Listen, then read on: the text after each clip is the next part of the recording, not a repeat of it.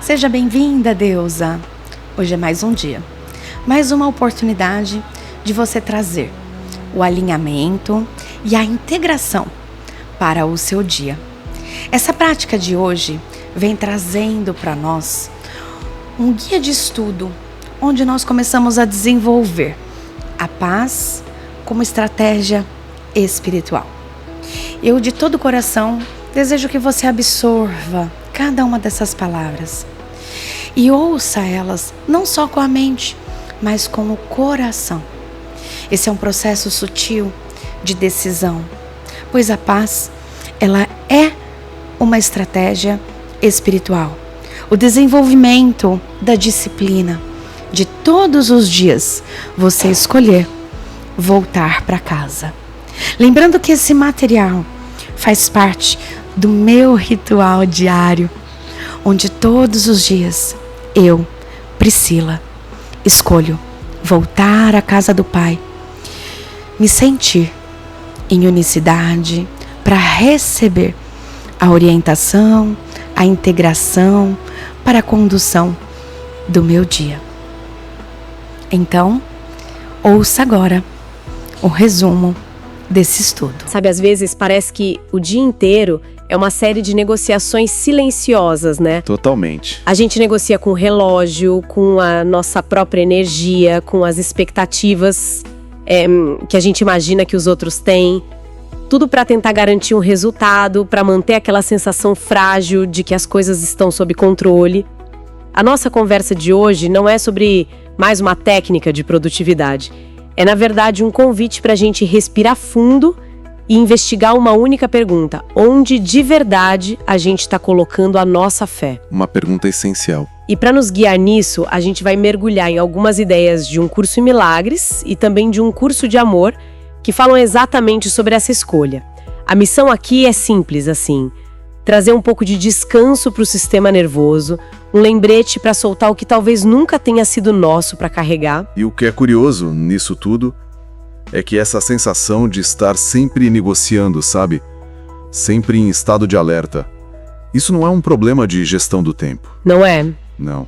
É um problema de propósito. Os textos que a gente tem aqui sugerem que, sem que a gente perceba, transformamos os nossos relacionamentos mais importantes com o nosso trabalho, com as pessoas à nossa volta e até com a gente mesmo, em transações. E é exatamente aí, nessa lógica de troca, que a exaustão se instala. Certo, vamos aprofundar um pouco mais nisso. A palavra transação é forte. Um curso em milagres tem uma ideia bem provocadora sobre o que ele chama de relacionamento especial. Pelo que eu entendi, é basicamente qualquer relação onde, lá no fundo, a gente está pensando: o que eu ganho com isso? Exato. Pode ser com um projeto, um cliente, um colega.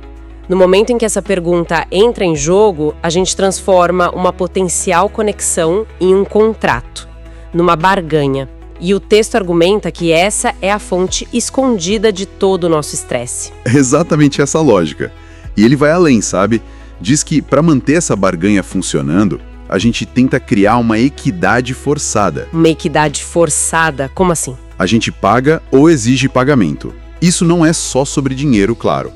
No mundo corporativo, é aquela voz interna que diz: nossa, eu me sacrifiquei tanto por esse projeto, agora eu mereço o reconhecimento. Conheço bem essa voz. Ou a frustração que a gente sente quando pensa: fulana não tá entregando o combinado, não tá pagando a parte dele no acordo. A gente fica o tempo todo com uma balança na mão, medindo, pesando, cobrando, porque a base da relação não foi a união, foi a troca. E essa balança é pesada.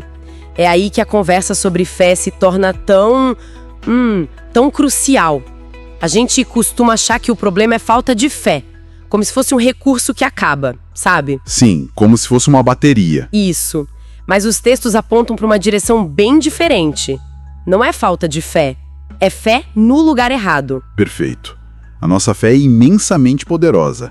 O curso diz que a fé tem o poder de mover montanhas. O problema nunca é a potência da fé, mas o alvo dela. Tem uma passagem que diz que a fé pode manter o Filho de Deus acorrentado, enquanto ele acreditar que está acorrentado. Agora vamos traduzir isso.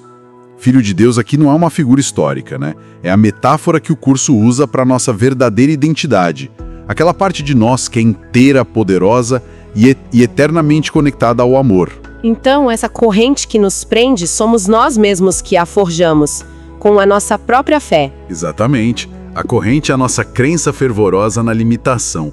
É a fé que a gente deposita nas nossas próprias ilusões sobre quem a gente é. São aquelas histórias que contamos para nós mesmos e nas quais acreditamos assim piamente. Eu sou uma sobrevivente, preciso lutar por tudo. Tem que dar conta de tudo sozinha. Se eu não fizer, ninguém faz. Colocamos uma fé gigantesca na nossa capacidade de esforço e, ao mesmo tempo, na nossa impotência sem ele. E aqui é onde o nó aperta, né? Porque o texto é muito claro. É impossível colocar a mesma fé em direções opostas. Cada grama de fé que a gente investe na ilusão do controle da barganha, da performance, Sim. é uma grama de fé que a gente retira da verdade, da paz, da nossa santidade. É uma escolha a cada momento. Não dá para confiar no próprio esforço e, ao mesmo tempo, confiar em Deus. É uma escolha de lealdade. A fé que a gente dedica ao corpo, ao resultado que precisa ser alcançado a qualquer custo, ao medo da escassez, é a mesma energia que poderia estar sendo oferecida à liberdade. E o fascinante é que, segundo o curso, quando a fé é retirada dessas correntes, elas simplesmente deixam de existir. Elas não eram reais, eram mantidas só pela nossa crença. Isso me faz pensar, isso não é uma ideia abstrata, né? Isso está acontecendo agora, na vida de quem nos ouve. Então, onde é que essa barganha está ativa hoje? Naquela reunião tensa marcada para as 14h, naquela decisão difícil que parece que só tem um resultado certo e um muito errado. O que, hoje, a gente está tentando dar conta quando a verdadeira escolha seria apenas confiar? Essa é a pergunta central. E para entender a raiz dessa necessidade de controlar, de barganhar, um curso de amor oferece um contexto que, olha, muda tudo. Ele diz que a experiência humana não começou como um erro ou um pecado. Começou como uma escolha, feita em unidade com Deus para expressar o amor de uma forma nova, em forma. O problema não foi o início, foi uma espécie de desvio no meio do caminho, uma desconexão. Certo, vamos traduzir desconexão. O que isso quer dizer na prática? Me soa como um problema de Wi-Fi. A analogia é ótima. É como se a gente estivesse rodando um programa incrível, mas perdesse a conexão com o servidor principal. O texto descreve que a mente humana, no seu desejo de crescer e se expressar, tornou-se ansiosa e impaciente. Ela queria mais rápido. A mentalidade do hack. Exato. Queria chegar à plenitude sem passar pelo processo de aprendizado. Nessa pressa, nessa rebelião contra o processo, a mente se esqueceu da sua linguagem original, que é o amor. E essa amnésia gerou um erro no sistema que a gente experiencia como o medo. E o medo, por definição, não consegue conversar com a linguagem de Deus. Nossa, a impaciência para crescer, a luta para ser cada vez mais rápido, isso é basicamente a descrição de cargo para qualquer pessoa no mundo corporativo hoje. É fascinante pensar nesse sentimento do dia a dia como um microcosmo desse conceito espiritual tão grande. É exatamente isso. E um curso de amor usa uma analogia que para mim é uma das mais bonitas e reconfortantes. A de um pai e uma mãe com uma criança impaciente. Deus não nos puniu por essa nossa rebeldia ansiosa. Pelo contrário, como um pai amoroso que percebe que não pode lutar contra a natureza do filho sem lhe tirar a liberdade, a nossa escolha de experimentar a desconexão foi, de certa forma, acolhida. A nossa impaciência foi integrada ao padrão da criação. Deus nos deu a liberdade total de experimentar essa ilusão, porque um amor que aprisiona não é amor. Essa imagem de Deus esperando pacientemente do lado de fora da porta que nós mesmas batemos. Isso muda a perspectiva. Não é sobre um Deus que nos abandonou, mas sobre uma liberdade que nunca nos foi negada. Mesma liberdade de nos sentirmos perdidas. Isso é muito poderoso. E no meio de toda essa complexidade, de toda essa pressão que a gente cria, vem um lembrete que funciona como um botão de reset. É a lição 172 de um curso Milagres. Deus é só amor e, portanto, eu também. Simples assim. É o caminho de volta. Se essa frase é a verdade fundamental, então toda a lógica do mundo, toda a lógica da performance e da barganha vira de cabeça para baixo. Inverte tudo. Inverte. Porque o amor não cobra metas. A paz não é um bônus de performance que se ganha no fim do trimestre. Ela é o ponto de partida. Isso nos tira do campo de batalha, onde tudo precisa ser conquistado, e nos coloca de volta na casa do Pai, onde a nossa segurança é um dado, não um objetivo. Mas eu preciso ser honesta. É aqui que a coisa aperta para mim. Eu amo essa ideia na teoria, mas na prática, minha avaliação de desempenho é no mês que vem. Como é que se concilia Deus é só amor com eu preciso bater minhas metas do Q4 ou posso perder meu emprego? Essa ideia de ser sem defesas que a lição também fala, não soa um pouco ingênua num mundo tão competitivo? Parece uma receita para ser passada para trás. Essa é a pergunta de $1 milhão, e é a resistência mais natural do mundo. O convite para ser sem defesas não é um convite para ser ingênuo ou passivo. Não significa não ter senhas no computador ou não trancar a porta de casa. Certo. A defesa de que o curso fala é interna. É a necessidade de provar o nosso valor, de justificar nossa existência, de lutar para garantir nosso lugar. Ser sem defesas é confiar que o seu valor não está em jogo. Não depende da sua performance. É um estado de força interior tão grande que você não precisa mais das armaduras externas do controle e da argumentação. Então é uma mudança de onde eu busco segurança. Em vez de buscar na minha capacidade de argumentar, de planejar, de me antecipar, eu a busco nessa verdade de que sou amor. O que no curso é traduzido como a nossa mente certa, a voz do amor em nós, não pede sacrifício. A nossa lógica de barganha é toda baseada em sacrifício. Eu sacrifico minha paz para resolver um problema, eu sacrifico meu descanso para bater uma meta. O texto diz que isso é uma lógica insana. Bem e privação são opostos. Tentar juntá-los é como dizer que a luz e a escuridão podem ocupar o mesmo espaço ao mesmo tempo. Não podem. Não podem. A presença de um é a certeza da ausência do outro. Certo. Então o que a gente faz com a nossa mente foi treinada por anos, talvez décadas, para operar nessa lógica de sacrifício. E aqui está a beleza do processo. A mente certa não destrói as ferramentas que nós criamos, como a nossa capacidade de perceber e analisar. Ela dá um novo propósito a elas. O repurposing? Isso, um repurposing. Elas as usa com um novo propósito.